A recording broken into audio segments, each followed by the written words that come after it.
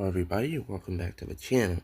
In this video this is part 2 of re-going through the entire Chronicles of Narnia book series.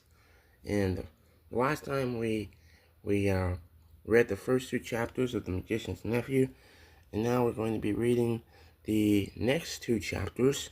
I explained what we're doing, why we're rereading the Chronicles of Narnia book series in that first video, so go check it out. It has 0 views right now, but you know, I'm still gonna release these. So yeah. But anyways, we have chapter 3, The Wood Between the Worlds. Uncle Andrew in his study vanished instantly. Then for a moment everything became muddled. The next thing Diggory knew was that there was a soft green light coming down on him from above, and darkness below. He didn't seem to be standing on anything, or sitting, or lying. Nothing appeared to be touching him. "I believe I'm in water. I'm in water," said Diggory. "Or underwater." This frightened him for a second, but almost at once he could feel that he was rushing upward. Then his head suddenly came out into the air, and he found himself scrambling ashore, out onto smooth, grassy ground at the edge of a pool.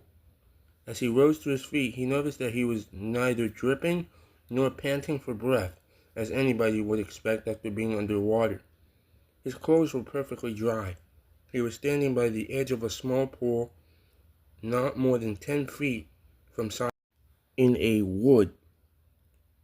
The trees grew close together and were so leafy that he could get no glimpse of the sky. All the light was green light that came through the leaves, but there must have been a very strong sun overhead, for this green daylight was bright and warm. It was the quietest wood you could possibly imagine. There were no birds, no insects, no animals, and no wind. You could almost feel the trees growing. The pool he had just got out of was not the only pool. There were dozens of others, a pool every few yards as far as his eyes could reach. You could almost feel the trees drinking the water up with their roots. This wood was very much alive. When he tried to describe it afterward, Diggory always said it was a rich place, as rich as plum cake. The strangest thing was that, almost before he had looked about him, Diggory had half forgotten how he had come there. At any rate, he was certainly not thinking about Polly, or Uncle Andrew, or even his mother. He was not in the least frightened, or excited, or curious. If anybody had asked him, "Where did you come from?" he would probably have said, "I've always been here." That was what it felt like, as if one had always been in that place and never been bored, although nothing had ever happened. As he said long afterward, "It's not the sort of place where things happen. The trees go on growing, that's all." After Diggory had looked at the wood for a long time, that there was a girl lying on her back at the foot of a tree a few yards away. Her eyes were nearly shut, but not quite, as if she were just between sleeping and waking. So he looked at her for a long time and said nothing. And at last she opened her eyes and looked at him for a long time, and she also said nothing.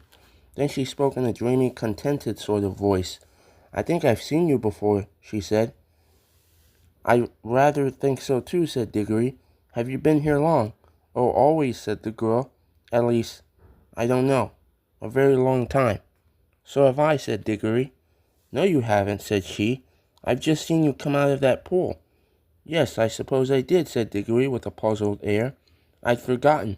Then for quite a long time neither said any more. "Look here," said the girl presently. "I wonder, did we ever really meet before? I have a sort of idea, a sort of picture in my head of a boy and a girl like us, living somewhere quite different, and doing all sorts of things. Perhaps it was only a dream. I've had that same dream, I think," said Diggory, "about a boy and a girl living next door, and something about crawling among rafters. I remember the girl had a dirty face. Aren't you getting it mixed? In my dream it was the boy who had the dirty face." "I can't remember the boy's face," said Diggory, and then added, "Hullo, what's that?" "Why, it's a guinea pig," said the girl, and it was.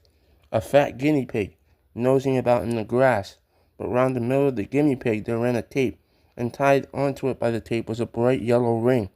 "Look, look," cried Diggory, "the ring! And look, you've got one on your finger, and so have I. The girl now sat up, really interested at last. They stared very hard at one another, trying to remember. And then at exactly the same moment, she shouted out, "Mr. Ketterly," and he shouted out, "Uncle Andrew." And they knew who they were and began to remember the whole story. After a few minutes of hard talking, they had got it straight. Diggory explained how beastly Uncle Andrew had been. "What do we do now?" said Polly. "Take the guinea pig and go home?" "There's no hurry," said Diggory with a huge yawn. "I think there is," said Polly. This place is too quiet. It's so dreamy. You're almost asleep. If we once give into it, we shall just lie down and drowse forever and ever."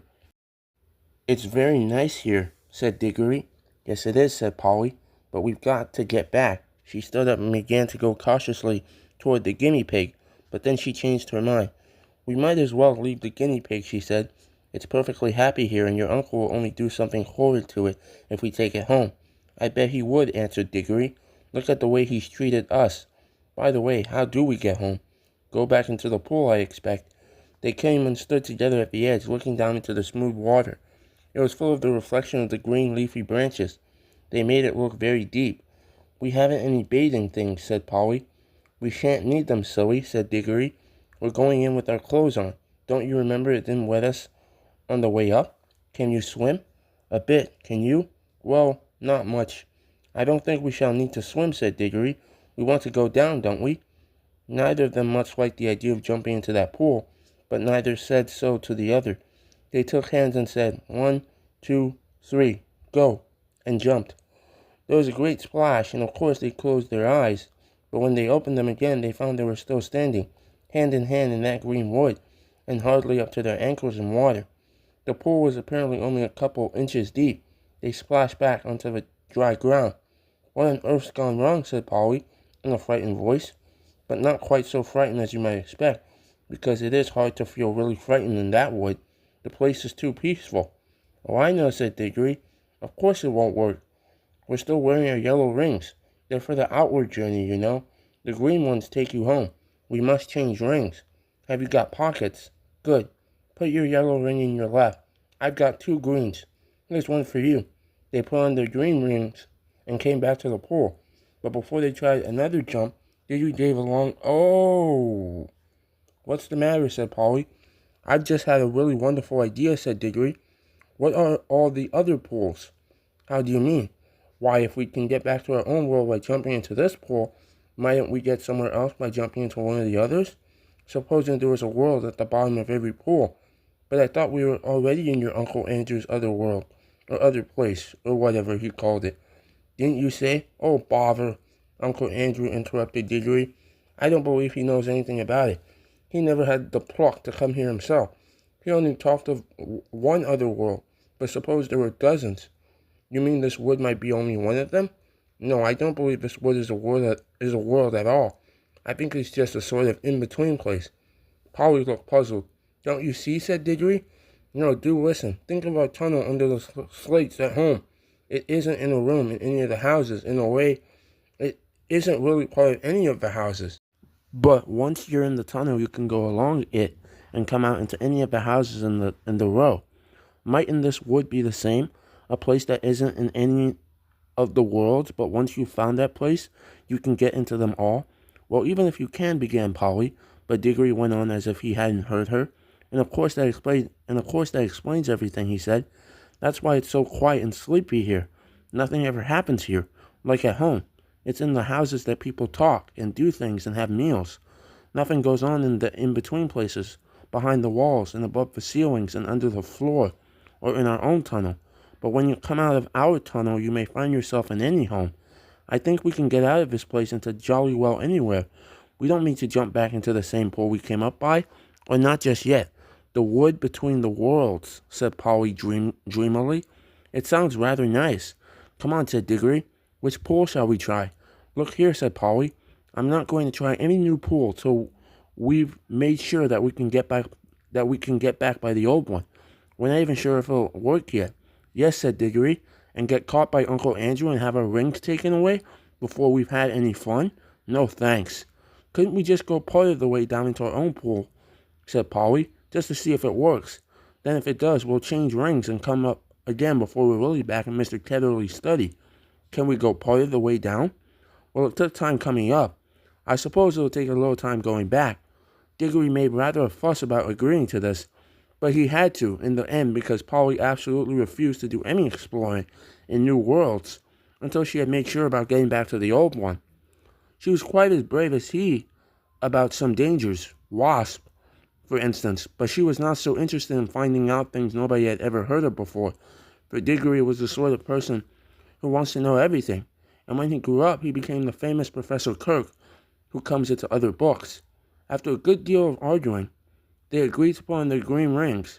Green for safety, said Diggory, so you can't help remembering which is which, and hold hands and jump. But as soon as they seemed to be getting back to Uncle Andrew's study, or even to their own world, Polly was to shout change, and they would slip off their greens and put on their yellows. Diggory wanted to be the one who shouted change, but Polly wouldn't agree. They put on the green rings, took hands, and once more shouted, 1, 2, 3, go. This time it worked. It is very hard to tell you what it felt like, for everything happened so quickly. At first there were bright lights moving about in the black sky. Diggory always thinks these were stars, and even swears that he saw Jupiter quite close enough to see its moon. But almost at once there were rows and rows of roofs and chimney pots about them, and they could see St. Paul's and knew they were looking at London. But you could see through the walls of all the houses. Then they could see Uncle Andrew, very vague and shadowy, but getting clearer and more solid looking all the time, just as if he were coming into focus. But before he became quite real, Polly shouted, change, and they did change, and our world faded away like a dream, and the green light above grew stronger and stronger, till their heads came out of the pool, and they scrambled ashore, and there was the wood all about them, as green and bright and still as ever. The whole thing had taken less than a minute. There, said Diggory, that's all right. Now for the adventure. Any pool will do. Come on, let's try that one. Stop, said Polly. Aren't we going to mark this pool? They stared at each other and turned quite white as they realized the dreadful thing that Diggory had just been going to do. For there were any number of pools in the wood, and the pools were all alike, and the trees were all alike, so that if they had once left behind the pool that led to our own world without making some sort of landmark, the chances would have been 100 to 1 against their ever finding it again. Diggory's hand was shaking as he opened his penknife and cut out a long strip of turf on the bank of the pool. The soil, which smelled nice, was of a rich, reddish brown and showed up well against the green. It's a good thing one of us has some sense, said Polly. Well, don't keep on gassing about it, said Diggory. Come along. I want to see what's in one of the other pools. And Polly gave him a pretty sharp answer, and he said something even nastier in reply. The quarrel lasted for several minutes, but it would be dull to write it all down. Let us skip on to the moment at which they stood with beating hearts and rather scared faces on the edge of the unknown pool, with their yellow rings on, and held hands and once more said, 1, 2, 3, go. Splash. Once again it hadn't worked. This pool, too, appeared to be only a puddle. Instead of reaching a new world, they only got their feet wet and splashed their legs for the second time that morning, if it was a morning. It seems to be always the same time in the wood between the worlds. Blast and botheration, exclaimed Diggory. What's gone wrong now? We put our yellow rings on all right. He said yellow for the outward journey. Now the truth was that Uncle Andrew, who knew nothing about the wood between the worlds, had quite a wrong idea about the rings. The yellow ones weren't outward rings, and the green ones weren't homeward rings, at least not in the way he thought. The stuff of which both were made had all come from the wood. The stuff in the yellow rings had the power of drawing you into the wood. It was stuff that wanted to get back to its own place, the in-between place. But the stuff in the green rings is stuff that is trying to get out of its own place, so that a green ring would take you out of the wood into a world. Uncle Andrew, you see, was working with things he did not really understand. Most magicians are. Of course, Diggory did not realize the truth quite clearly either, or not till later. But when they had talked it over, they decided to try their green rings on the new pool, just to see what happened. I'm game if you are, said Polly. But she really said this because in her heart of hearts, she now felt sure that neither kind of ring was going to work at all in the new pool, and so there was nothing worse to be afraid of than another splash. I am not quite sure that Diggory had not the same feeling. At any rate, when they had both put on their greens and come back to the edge of the water and take in hands again, they were certainly a good deal more cheerful and less solemn than they had been the first time. 1, 2, 3, go, said Diggory, and they jumped. Chapter 4, The Bell and the Hammer. There was no doubt about the magic this time. Down and down they rushed, first through darkness and then through a mass of vague and whirling shapes, which might have been almost anything. It grew lighter, then suddenly they felt that they were standing on something solid. A moment later, everything came into focus, and they were able to look about them. What a queer place, said Diggory. I don't like it, said Polly, with something like a shudder. What they noticed first was the light. It wasn't like sunlight, and it wasn't like electric light, or lamps, or candles, or any other light they had ever seen. It was a dull, rather red light, not at all cheerful. It was steady and did not flicker. They were standing on a flat paved surface, and buildings rose all around them. There was no roof overhead. They were in a sort of courtyard. The sky was extraordinarily dark, a blue that was almost black. When you had seen that sky, you wondered that there should be any light at all. It's very funny weather here, said Diggory. I wonder if we've arrived just in time for a thunderstorm, or an eclipse. I don't like it, said Polly, both of them without quite knowing why. We're talking in whispers, and though there was no reason why they should still go on, holding hands after their jump, they didn't let go. The walls rose very high all around that courtyard. They had many great windows in them, windows without glass, through which you saw nothing but black darkness.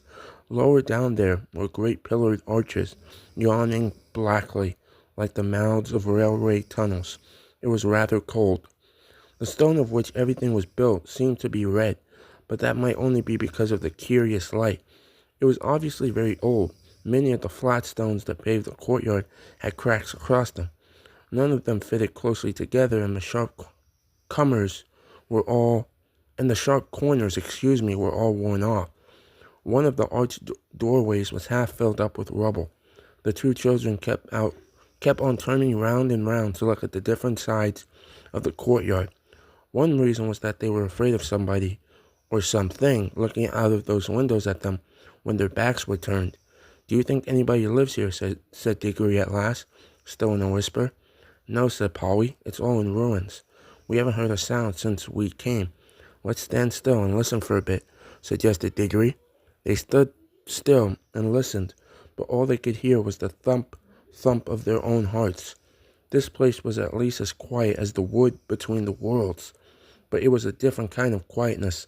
The silence of the wood had been rich and warm. You could almost hear the trees growing and full of life. This was a dead, cold, empty silence. You couldn't imagine anything growing in it. Let's go home, said Polly. But we haven't seen anything yet, said Diggory. Now we're here. We simply must have a look round. I'm sure there's nothing at all interesting here. There's not much point in finding a magic ring that lets you into other worlds if you're afraid to look at them when you've got there. Who's talking about being afraid, said Polly, letting go of Diggory's hand. I only thought you didn't seem very keen on exploring this place. I'll go anywhere you go. We can get away the moment we want to, said Diggory. Let's take off our green rings and put them in our right-hand pockets. All we've got to do is to remember that our yellow are in our left-hand pockets. You can keep your hand as near your pocket as you like, but don't put it in or you'll touch your yellow and vanish. They did this and went quietly up to one of the big arched doorways which led into the inside of the building, and when they stood on the threshold and could look in, they saw it was not so dark inside as they had thought at first. It led into a vast shadowy hall which appeared to be empty, but on the far side there was a row of pillars with arches between them, and through those arches there streamed in some more of the same tired-looking light. They crossed the hall, walking very carefully for fear of holes in the floor, or of anything lying about that they might trip over. It seemed a long walk. When they had reached the other side, they came out through the arches and found themselves in another and larger courtyard. That doesn't look very safe, said Polly, pointing at a place where the wall bulged outward and looked as if it were ready to fall over into the courtyard. In one place, a pillar was missing between two arches, and the bit that came down to where the top of the pillar ought to have been hung there with nothing to support it. Clearly, the place had been deserted for hundreds, perhaps thousands of years. If it's lasted till now, I suppose it'll last a bit longer, said Diggory. But we must be very quiet. You know, a noise sometimes brings things down, like an avalanche in the Alps. They went on out of that courtyard into another doorway, and up a great flight of steps, and through vast rooms that opened out of one another till you were dizzy with the mere size of the place. Every now and then they thought they were going to get out into the open and see what sort of country lay around the enormous palace, but each time they only got into another courtyard. They must have been magnificent places when people were still living there. In one there had once been a fountain. A great stone monster with widespread wings stood with its mouth open, and you could still see the bit of piping at the back of its mouth, out of which the water used to pour. Under it was a wide stone basin to hold the water, but it was as dry as a bone. In other places there were the dry sticks of some sort of climbing plant, which had wound itself round the pillars and helped to pull some of them down, but it had died long ago, and there was no ants or spiders or any of the other living things you expect to see in a ruin. And where the dry earth showed between the broken flagstones, there was no grass or moss. It was also dreary, and all so much the same that even Diggory was thinking they had better put on their yellow rings and get back to the warm green living force of the in-between place. When they came to two huge doors of some metal that might possibly be gold, one still a little ajar, so of course they went to look in. Both started back and drew a long breath, for here at last was something worth seeing. For a second they thought the room was full of people, hundreds of people, all seated and all perfectly still. Polly and Diggory, as you may guess, stood perfectly still themselves for a good long time, looking in. But presently they decided that what they were looking at could not be real people.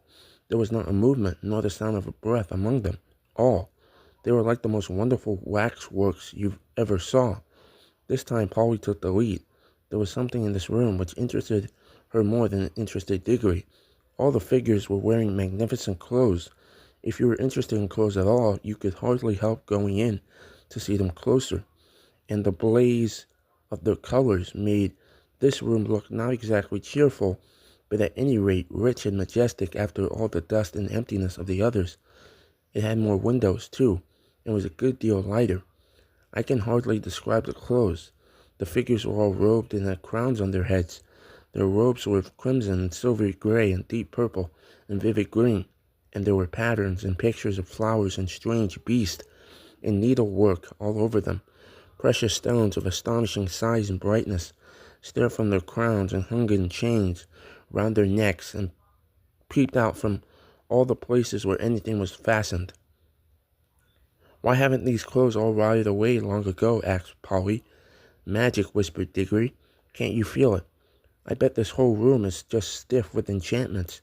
I could feel it the moment we came in. Any one of these dresses would cost hundreds of pounds," said Polly. But Diggory is more interested in the faces, and indeed these were well worth looking at. The people sat in their stone chairs on each side of the room, and the floor was left free down the middle. You could walk down and look at the faces in turn. "They were nice people, I think," said Diggory. Polly nodded. All the faces they could see were certainly nice. Both the men and women looked kind and wise, and they seemed to come of a handsome race. But after the children had gone a few steps down the room, they came to faces that looked a little different. These were very solemn faces. You felt you would have to mind your P's and Q's if you ever met living people who looked like that. When they had gone a little further, they found themselves among faces they didn't like. This was about the middle of the room. The faces here looked very strong and proud and happy, but they looked cruel.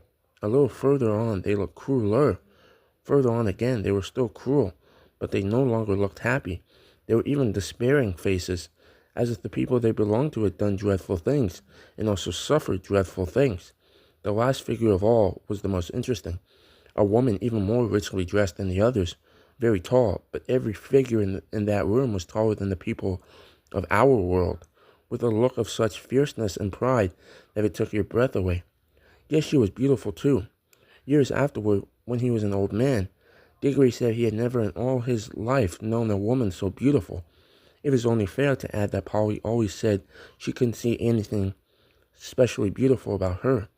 This woman, as I said, was the last, but there were plenty of empty chairs beyond her, as if the room had been intended for a much larger collection of images. I do wish we knew the story that's behind all this, said Diggory. Let's go back and look at that table sort of thing in the middle of the room. The thing in the middle of the room was not exactly a table. It was a square pillar about 4 feet high, and on it there rose a little golden arch, from which there hung a little golden bell. And beside this, there lay a little golden hammer to hit the bell with. I wonder, I wonder, said Diggory.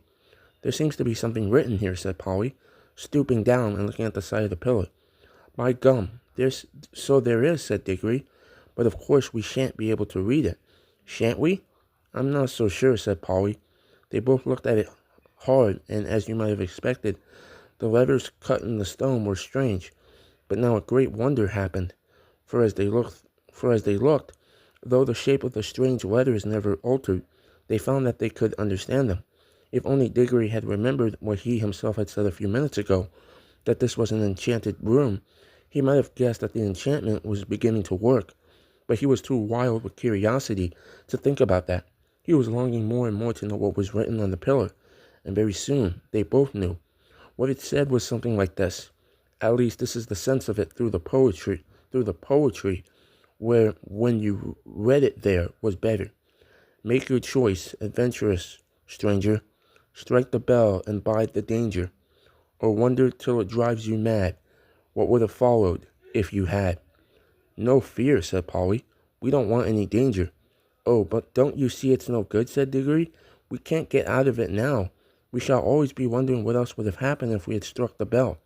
I'm not going home to be driven mad by always thinking of that. No fear. Don't be so silly, said Polly, as if anybody would. What does it matter what would have happened? I expect anybody who's come as far as this is bound to go on wondering till it sends him dotty. That's the magic of it, you see. I can feel it beginning to work on me already.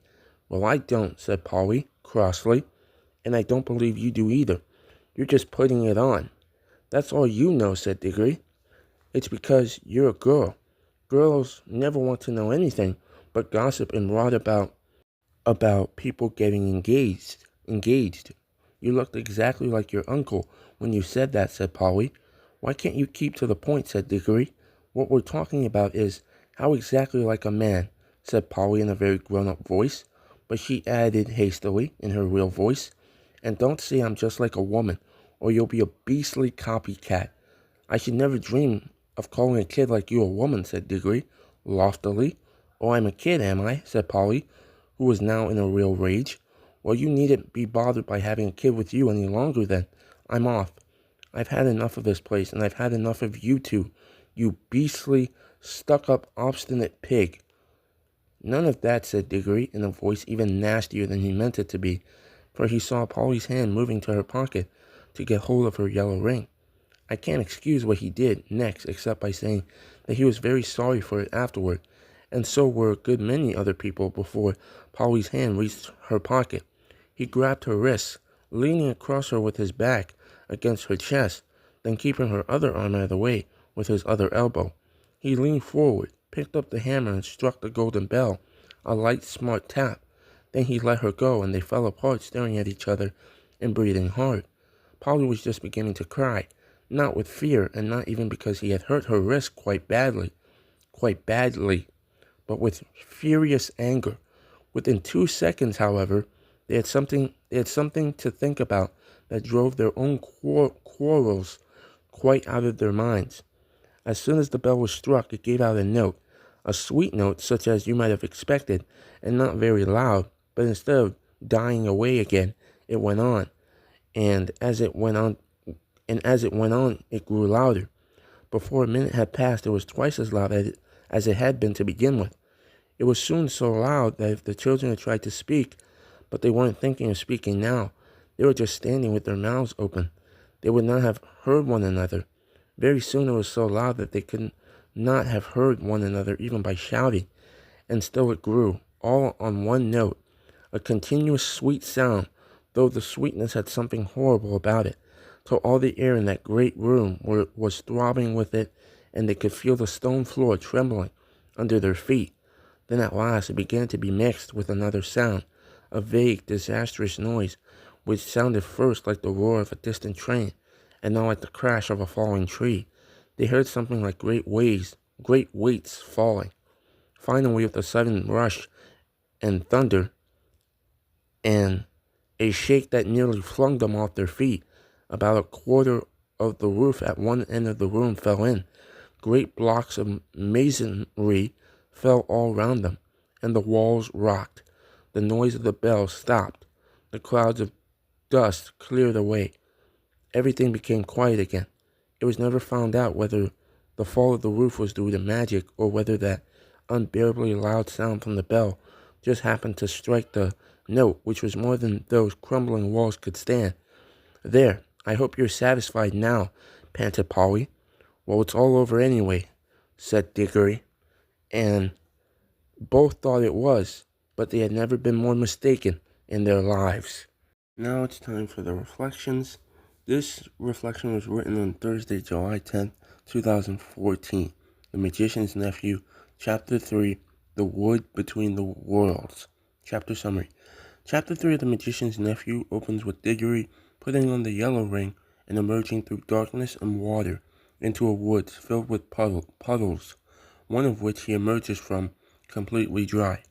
Diggory enters the strange, quiet place to find Polly half asleep nearby. Upon interacting, Polly and Diggory struggle through an enchanted amnesia to remember who they are and what their situation is.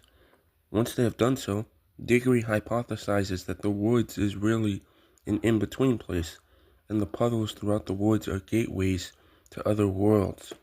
Before Polly agrees to try to enter another puddle, she insists that she and Diggory attempt to return at least part of the way to their own world, just to ensure that the green rings work as Uncle Andrea described.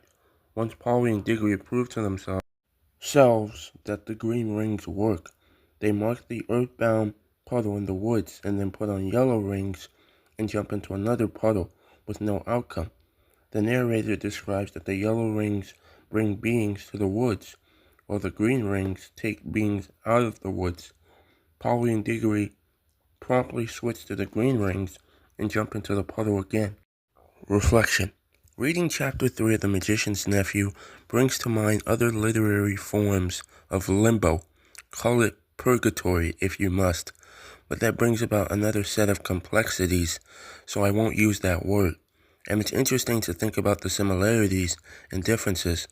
Going through all of the fine points and details is for a lengthy academic essay, which this is not, but I can at least make a few interesting connections in a short span of time. The wood between the worlds is described in many ways within the chapter, but can be summarized in the following passage. It was the quietest wood you could possibly imagine. There were no birds, no insects, no animals, and no wind. You could almost feel the trees growing. The wood was very much alive. Page 19. It is also clearly a magical place where water is not wet, where memory is hard to come by, and where puddles are, we anticipate portals into other worlds. Reading about these woods should bring other places to mind, yes? For those Harry Potter fans out there, don't you think of Harry Potter's conversation with Dumbledore in King's Cross Station, or a version of it, near the end of Deathly Hallows? That place is also a quiet one, if I recall correctly, and is a place where nobody could travel to different places, in Dumbledore's words on. For those Tolkien fans, you no doubt have thought to yourself, magical rings. Where have I heard that before? Of course, if you are a Tolkien fan and are also reading C.S. Lewis, you know that the two writers were, as the kids say, BFFs, and that they traded ideas on a very frequent basis. That's the extremely short version of their lifelong friendship. Therefore, you shouldn't be surprised to be thinking of the Lord of the Rings, and how the power of the One Ring is not only invisibility, but to transport the wearer to an evil spiritual world, one in which the ring race hold dominion. This is a different form of an alternate universe in a number of ways from the woods between the worlds in King's Cross Station, but it is also a parallel world shrouded in mist like King's Cross, in which the characters enter and then have a choice to make upon arrival: leave, stay, or go elsewhere. And the influences go on, outside of literature and into pop culture and television. I immediately think of the TV show Lost, in which the characters in the final episodes are caught in a parallel world, by which they may move on, by entering the church, or stay, if they are, for whatever reason, unable or not ready, i.e. Ben. Many of the characters enter the church, board the train, jump into the puddle, moving together out of limbo, and moving onward. Though none of these parallels are perfect, the one constant is choice. In all these stories, Lord of the Rings, Lost, Harry Potter, and the Chronicles of Narnia, the characters who enter these limbo-like lands are given a choice: jump back into the earthbound puddle, remain in the woods, or jump into an other-world-bound puddle. Board the train or don't board the train. Keep the ring on or take the ring off. Enter the church or remain outside. The real-life connection, then, is that life as a whole is about the choices we make and the impacts that those choices have, for good or for evil. Now, I didn't know that Tolkien and C.S. Lewis were lifelong friends. I did not know that. So that's interesting, that they were friends and that they traded ideas on a very frequent basis. That's interesting. Also, I'm not really interested in Lord of the Rings, unfortunately. I've just never been interested in watching the movies or reading the books that the movies are based on. So for the Lord of the Rings fans, I don't think I'll ever be reading that book series. So yeah, unfortunately, I've just never been interested in reading or watching the Lord of the Rings movies. So yeah, I prefer, like, I like fantasy, so I've never seen the TV show Lost, not the TV show I'm interested in. So Harry Potter, definitely, I want to read the entire book series, because I've never read the books, or I've read pieces maybe, but I've never fully read all the books. I've seen all the movies though, and the movies are very good. So yeah, but I want to do I want to do the Chronicles of Narnia, and then Harry Potter, and then this other series as well, and then we'll see if I want to read any other books on here. But yeah, that's pretty much it. That's the chapter 3 reflection. So I'm gonna move on to the chapter 4 reflection. Okay, moving on to the chapter 4 reflection. This was written on Friday, July the day after July 10th, 2014. The Magician's Nephew, Chapter 4, The Bell and the Hammer. Chapter summary. When Diggory and Polly jump into the puddle, they successfully enter a new world. The world appears to be a dead one. It is dark with a faint red light. Old buildings are in ruin. Pillars are missing, and the world around them is in a state of basically falling down. Despite Polly's immediate dislike of the world, the two children explore the ruinous city/world, only to find courtyard after courtyard and crumbling building after crumbling building. Eventually, they come across a great hall filled with wax-like frozen individuals dressed in ornate robes and gowns, many with crowns on their heads. Upon inspection of the frozen figures, Polly and Diggory discover that the ones near the entrance appear cheerful and happy, while those closer to the back appear more afraid, angry, or cruel. At the very back of the room is a richly dressed, beautiful woman, with a look of such fierceness and pride that it took your breath away. That's a quote from the book. In the middle of the hall, there is a little hammer and bell, along with poetry that entices the reader to strike the bell to see what happens. Diggory, enchanted by the great hall, insists that they strike the bell. When Polly argues and tries to put on her yellow ring to leave the world, Diggory physically prevents her and simultaneously rings the bell. the ring of the bell becomes increasingly loud until a large portion of the ceiling falls. Alright, so the reflection. An important concept in all of literature, which is one of the things that makes it interesting, is the importance of choice, and thus the notion that actions have consequences, for better or for worse. This is prevalent in all literature, and of course is widely apparent in literature about or for children. Take a look at the inscription that was beneath the bell and hammer in this chapter. Make your choice, adventurous stranger. Strike the bell and bide the danger, or wonder till it drives you mad what would have followed if you had.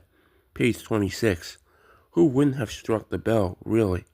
Nevertheless, Diggory's choice to strike the bell was still a choice, and we know it was a choice and not the result of magical enchantment, because Polly also chose, but she chose not to strike the bell. Of course, Diggory physically restrained her and rendered her choice meaningless, but that's a whole other discussion.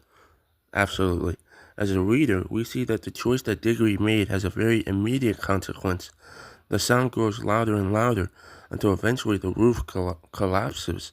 An immediate consequence is important here for younger readers so that they can draw the connection between action and consequences. Of course, adult readers will likely be able to look back at this moment many chapters later and think, yes, I see that X, Y, and Z all occurred because of Diggory's choice to strike the bell. Honestly, I can't recall what the consequences of striking the bell are from this point forward, so it will be interesting to see what develops. I agree. The idea of choice becomes more obvious here when it becomes clear how significantly Diggory and Polly are in opposition. Having read the chapter, it is abundantly clear that Polly dislikes the entire place. Her first two lines after entering the world are, I don't like it, page 22, and I don't like it, page 23. Meanwhile, Diggory is intent on exploring the world and discovering more. In essence, the two characters in this chapter represent two very different personalities, the adventurer and the cautious, careful type. Who is right doesn't really matter anymore. The action has occurred and cannot be taken back. This is a rather important lesson for everybody to learn, know, and understand. But the real question is, which would Diggory and Polly have regretted more, ringing the bell or not ringing the bell? I leave you with a quote from Dumbledore. It is our choices, Harry, that show what we truly are, far more than our abilities.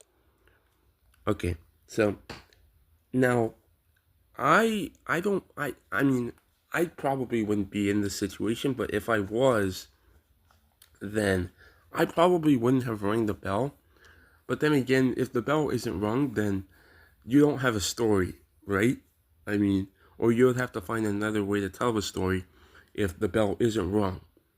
So, I personally, if I was Diggory or or myself in this situation, I would not ring the bell because this is a strange place. I've never been here before, so I'm not going to. I don't even think I would explore the place. So it would be a pretty boring book. I'm not gonna lie. If it was me in the situation, I would not be trying to explore these strange places and and and, and ringing bells and no, I would not be doing that. But anyways, that is the end of reading chapter 3 and chapter 4 for The Magician's Nephew. So yeah, next time it will be the next chapter in chapter 6. So yeah, look out for that. And go watch the first video in this series. It has the first chapter and chapter 2. So yeah, that's pretty much it. So yeah, that's it. Bye.